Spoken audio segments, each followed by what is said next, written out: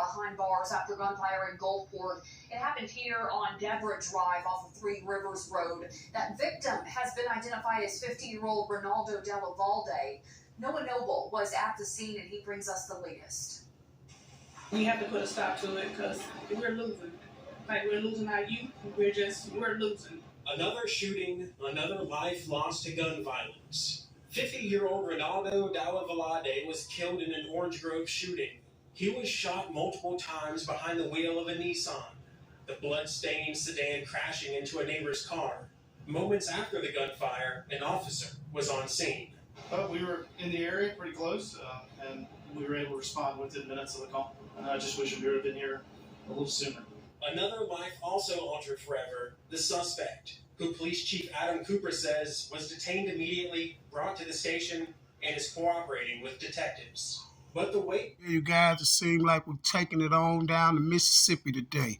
We're going down here to Mississippi, you guys, because we got Ugly God, a.k.a. the ugliest God, has been arrested allegedly for allegedly taking the life of his best friend's father. See, but the ugliest part about this whole situation, you guys, is allegedly that Ugly Gods has a connect down there in the Mississippi courthouse, allegedly with a judge. So if you guys don't know, Mr. Ugly God has been released, and Ugly God is on the streets, and we don't know if they're going to come back and probably snatch him up or whatever, or charge him with that if they trying to get new evidence or whatever. But the victim's family is claiming that Ugly God have a lot of pull in downtown. So allegedly, you guys, they're saying that a judge released the boy. You see what I'm saying? They're saying that a judge released Ugly God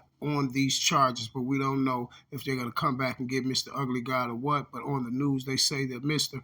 Ugly God is definitely cooperating with the police and letting them know everything that was going on. So I guess by him cooperating and letting them know everything that was going on, you could have a detective say, this is probably what they did, because they do this a lot. You had a detectives that when they first call you in to question you, what they would say, they were like, no matter what you tell us today or whatever, you will go home today. We will release you. And 9 times out of 10, they always keep their word, even if they know you are the suspect, but then they still come back a few days later, a week later, and come pick you up, because that's one of their little tactics that they use. They say they like to build trust with their suspect. So if they tell you, if they come pick you up off the street and something happened and they say, okay, we just bring you down as a witness, you can leave at any time you want to or whatever, and we promise you whatever you say to us today, you won't be going to jail today. And that's all it means, that you won't be going to jail that day, but you definitely probably will 9 times out of 10 be going to jail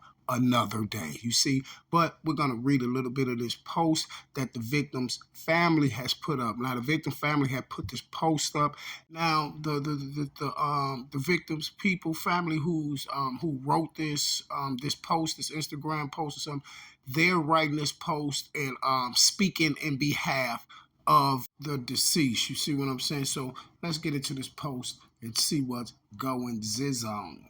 Basically, in the post, you guys, she was saying that she was describing the actions that took place, but she was describing it from Ronaldo's point of view, the victim, and she was saying like how he was hit and how his foot hit the gas and things like that. She basically just described it from the victim's point of view. You see what I'm saying? She basically described it from the victim's point of view.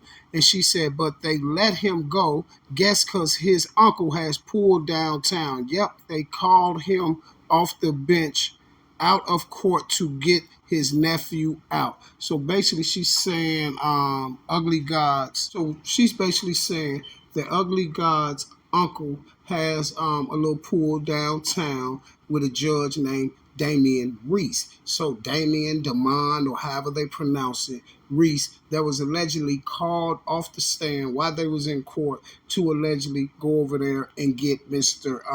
Ugly God out. So allegedly the judge pulled a few strings and got Mr. Ugly God released. But I'm pretty for sure if Mr. Ugly God went down there and confessed to it and was cooperating just like they said on the news, and just like whoever was putting this post up, the victim's family, they're saying that he went down there and cooperated as well. So he evidently told what happened or whatever.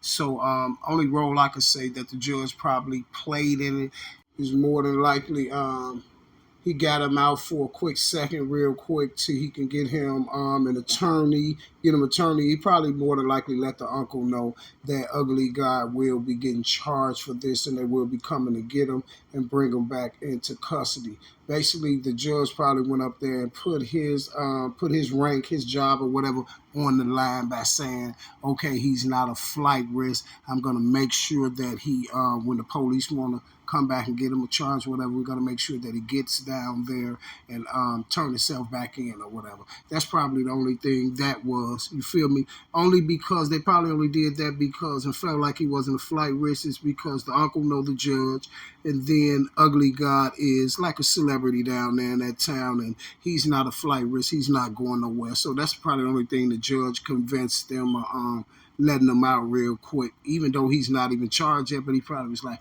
well, he ain't a flight risk, just going to let him out till they come back and charge or whatever, because they definitely going to come back and charge. Like I say, or it could have been the cops like, okay, this is like they kept their word. Okay, we're going to let you out no matter what you say or whatever.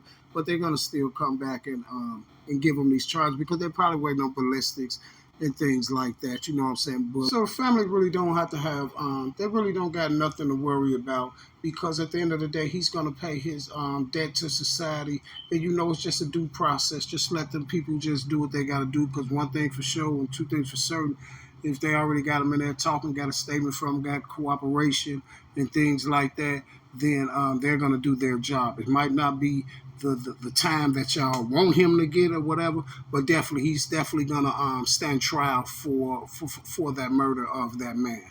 Now, why it happened, no one knows right now, because it's still a little scarce or whatever what they saying. But allegedly it's his best friend's dad. I don't know why it happened. I don't think none of y'all know why it happened right now. The only people know why it happened right now is Mr. Ugly God, the guy that lost his life, and the best friend, you know what I'm saying, in the family over there. They know exactly what's going on.